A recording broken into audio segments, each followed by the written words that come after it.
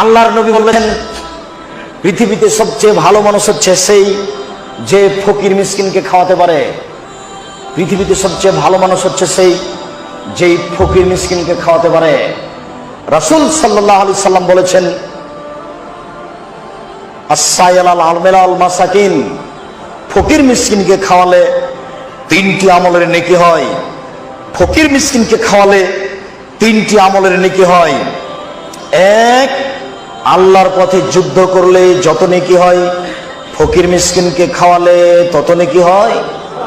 2, নিয়মিত তাহাজ্জুদ পড়লে যত নেকি হয়, ফকির মিসকিনকে খাওয়ালে তত নেকি হয়। 3, নিয়মিত নফল রোজা থাকলে যত নেকি হয়, ফকির মিসকিনকে খাওয়ালে তত নেকি হয়।